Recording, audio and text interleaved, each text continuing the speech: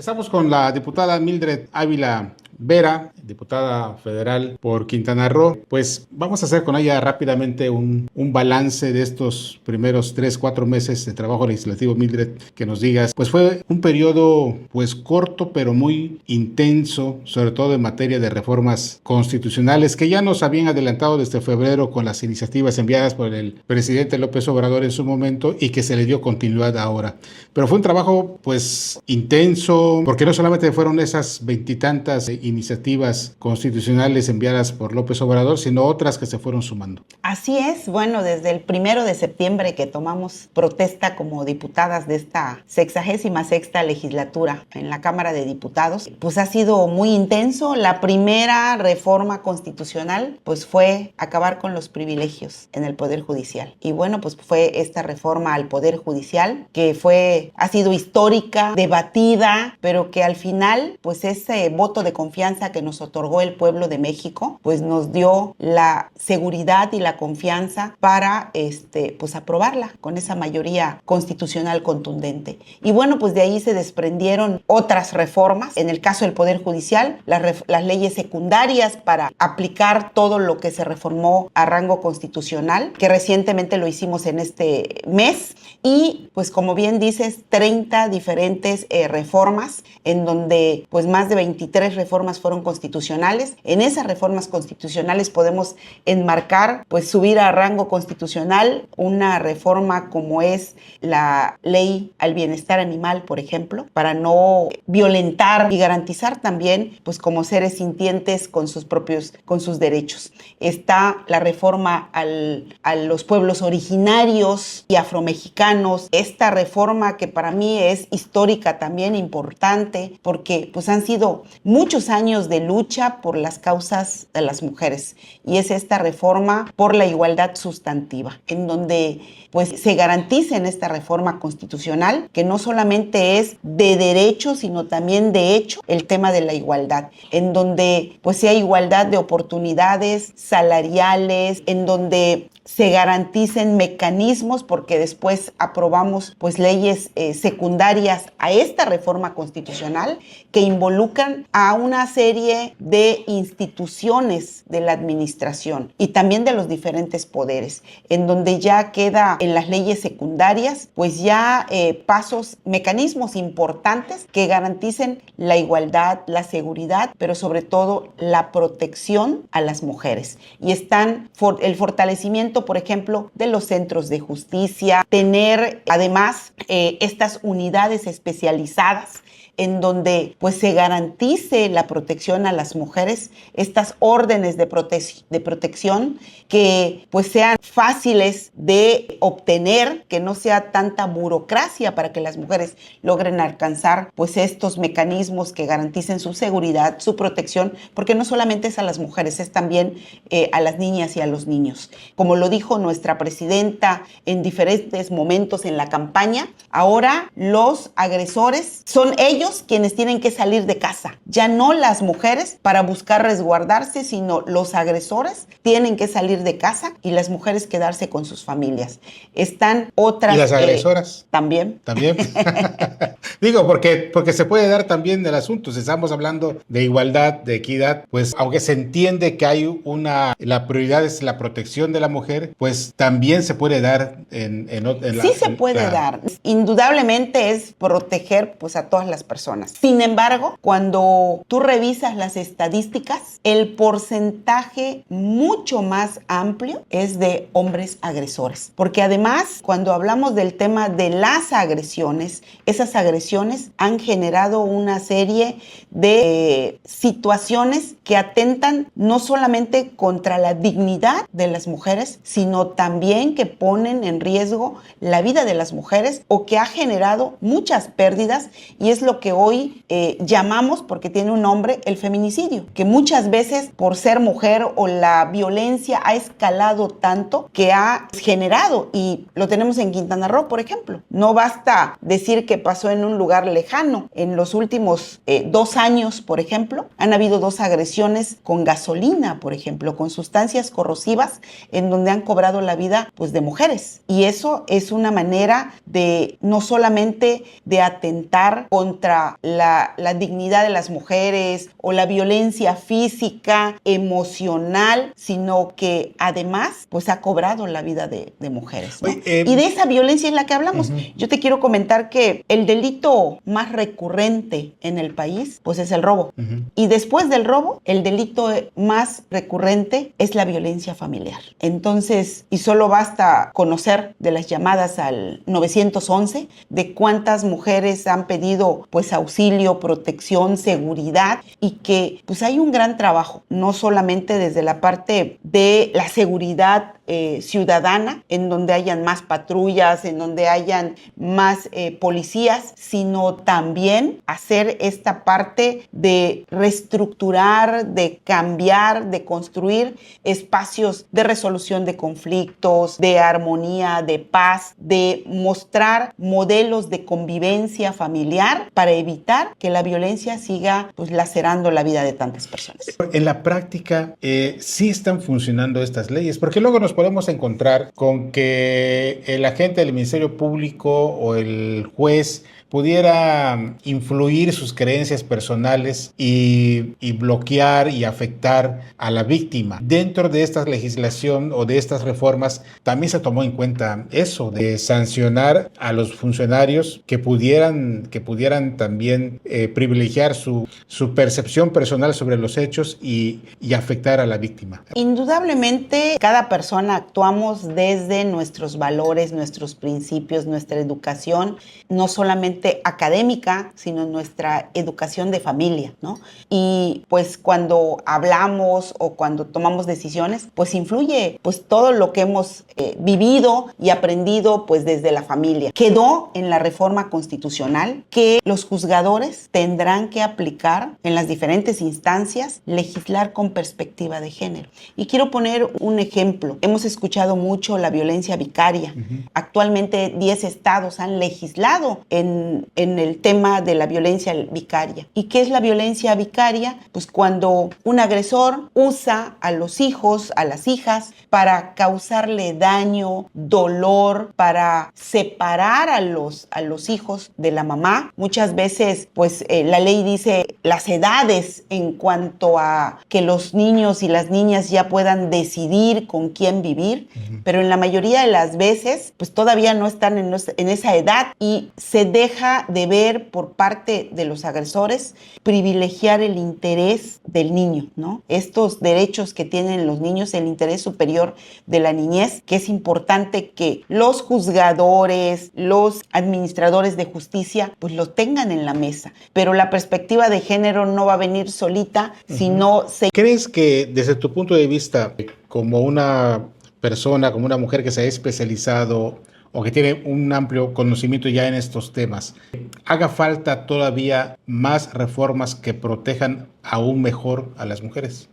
Yo lo que creo es que estas reformas, sobre todo la constitucional, de la reforma de igualdad sustantiva, que involucra a muchas otras leyes, generó reformas en otras áreas, en la Ley General de Acceso a la Mujer a una Vida Libre de Violencia, en la de igualdad entre hombres y mujeres, en la del Código Nacional de Procedimientos Penales, en la del Código Civil y Familiar, en una serie de leyes y que también involucra tareas al Poder Judicial. Siento que van a haber cambios importantes, trascendentales, pero pues va a ser importante que también como legisladores le demos seguimiento, le demos acompañamiento, porque solamente hasta que estamos, y es una de las cosas que ha dicho mucho nuestra presidenta de la República, la doctora Claudia Sheinbaum, al igual que nuestra gobernadora Mara Lezama, servidores públicos de territorio, no de escritorio. Hay que ir a las fiscalías, hay que acompañar a las mujeres, hay que acercarles esas asesorías, darles a conocer, porque muchas veces no se conoce qué hace el Instituto Quintanarroense de la Mujer, qué hace el Instituto Municipal de la Mujer, qué hace la Comisión Estatal de Derechos Humanos o Nacional de Derechos Humanos, qué hace el área de atención a víctimas, el CIAVECRO, por ejemplo, qué tipo de apoyos, de acompañamientos, qué hace el GEAVI, que también ya está contemplada dentro de nuestras leyes, que mucho el GEAVI estaba como parte de acciones afirmativas que algunos gobiernos implementaron. ¿Y qué es el GEAVI? Pues es un grupo especializado de atención y de intervención en violencia familiar y que también requiere una serie de capacitación en donde esté la perspectiva de género y acudir por ayuda que solicita una mujer sea diferente a la que se maneja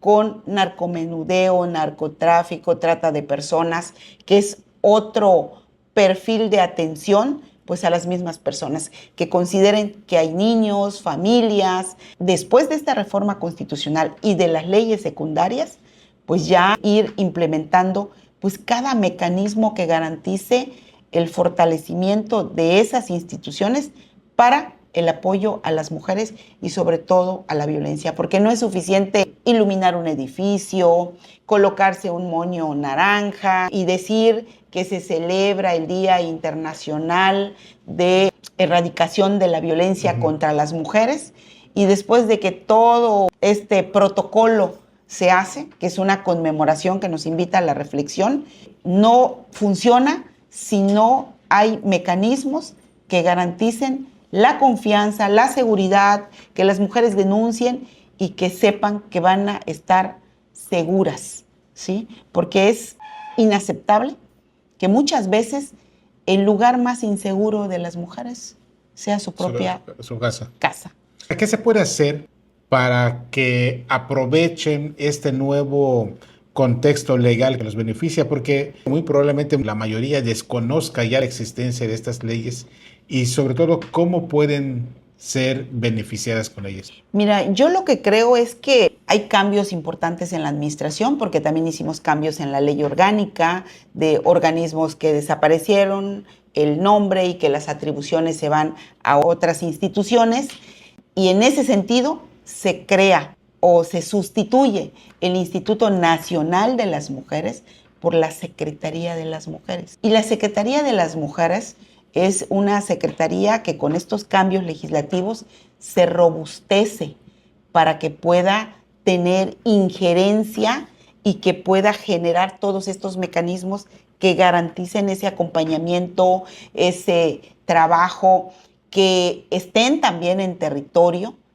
que hayan una serie de capacitaciones, de formaciones, que hayan espacios en medios de comunicación y que pues el Instituto Nacional con todas las diferentes instituciones pues tengamos esa campaña de cero tolerancia a la violencia, que la violencia se sanciona, que la violencia se castiga. Y bueno, pues en ese sentido seguir trabajando para fortalecer pues diferentes frentes donde no le dejemos ningún espacio a la impunidad por temas de violencia.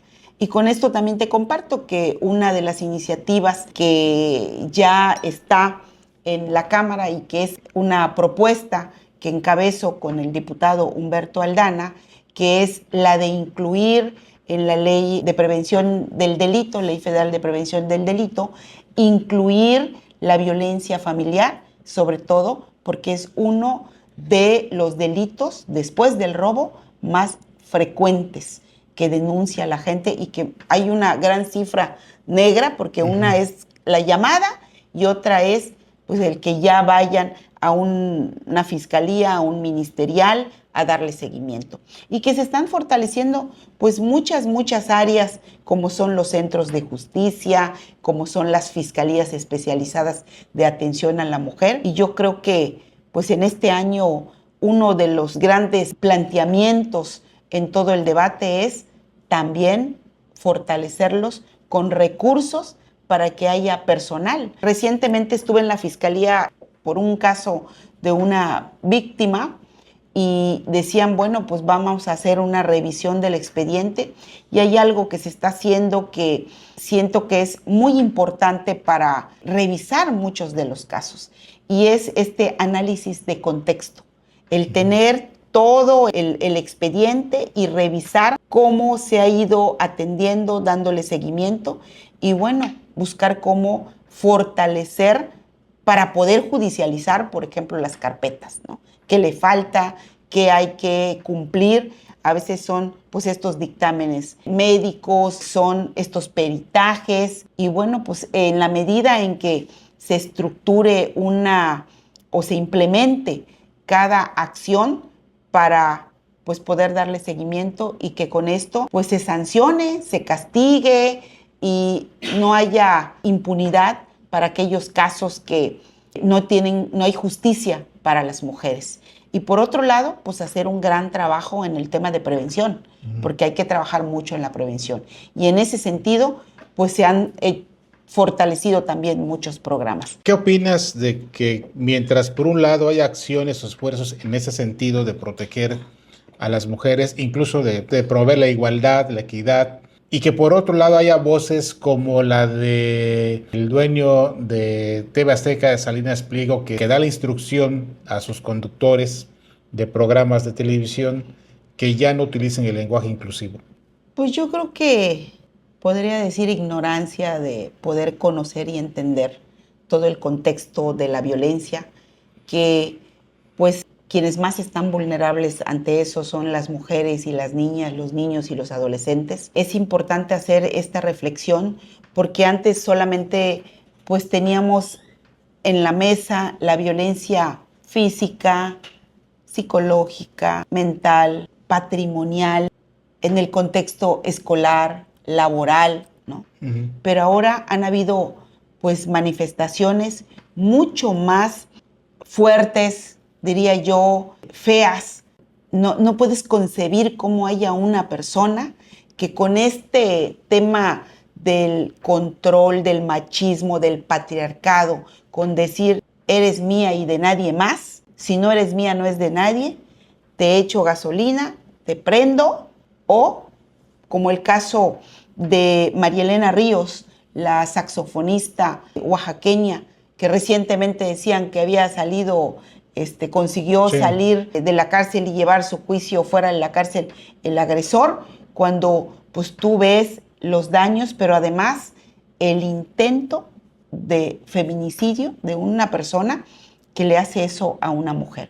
Entonces, también quedó dentro de la ley pues este registro de personas agresoras, por ejemplo. Has metido iniciativas de ley recientemente. Cuéntanos cuáles son, de qué tipo son y qué buscas con ellos. Bueno, hay una iniciativa que la promovimos y que nació, y lo voy a decir siempre, de una charla con un joven estudiante de universidad que se llama Eduardo Che. Él tiene 20 años y lo conocí en su participación como congresista en el Congreso del Estado. Y en una plática con él hablaba con mucho conocimiento, expertise sobre el tema financiero, pero se refería a que los jóvenes, las niñas en educación básica, debería existir la educación financiera, ¿no? Pues de ahí hemos trabajado ya la iniciativa para incorporar en la Ley General de Educación la educación financiera para que se considere dentro de los planes y programas en educación básica, media, superior y superior. Y por otro lado, en el tema educativo, que esta iniciativa ya está en la Comisión de Educación, una iniciativa también, junto con el diputado Humberto Aldana, que es la de incluir en la Ley General de Educación el modelo de educación dual, en donde, ¿qué busca este modelo? Que forme parte de la educación en educación media superior, el modelo dual que contemple la capacitación teórica y la capacitación práctica como parte del todo. No solamente ir a un lugar un mes a hacer unas prácticas o la parte del servicio social, que es diferente, sino que así como estudian la parte teórica, que la apliquen como parte de su formación.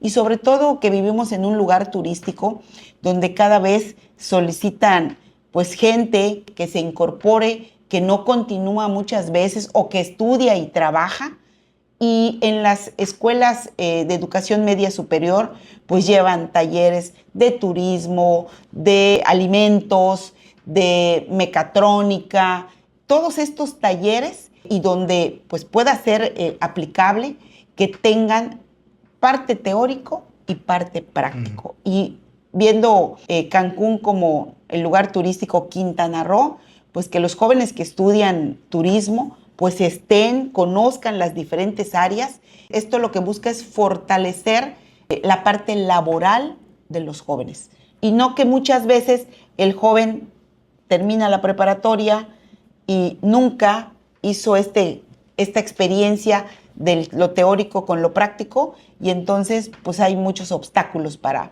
poder sobrevivir en el ámbito laboral.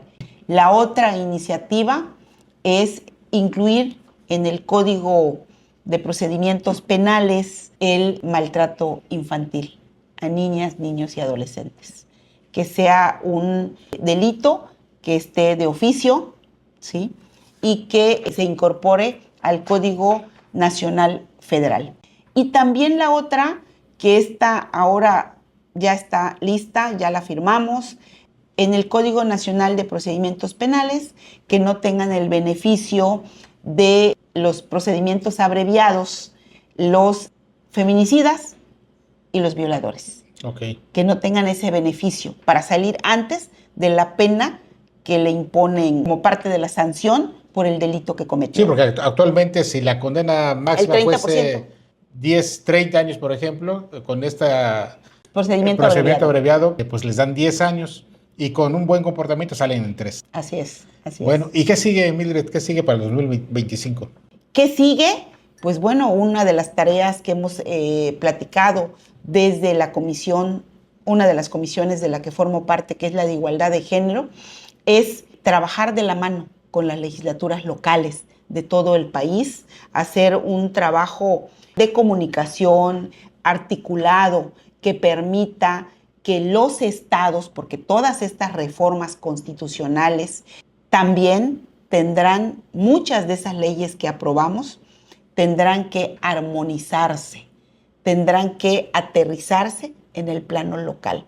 Y bueno, pues seguir escuchando a la ciudadanía y seguir informando en territorio, que es parte pues del trabajo, dando pues cuentas, que para eso pues nos pagan, para eso llegamos a la Cámara, y decirle a la gente que como siempre pues tienen conmigo a una amiga, más que a una funcionaria o servidora pública, a una amiga que siempre va a estar ahí para escuchar, para acompañar, para atender, para ayudar y pues para caminar juntas y seguir construyendo pues el segundo piso de la Cuarta Transformación de la mano con nuestra presidenta, la doctora Claudia Sheinbaum, y con nuestra gobernadora, la licenciada Mara Lezama. Muy bien, muchas gracias por esta entrevista. Gracias. Ella fue Mildred Ávila Vera, diputada federal por Quintana Roo. Nosotros nos vemos en la próxima entrevista aquí en Palco Noticias.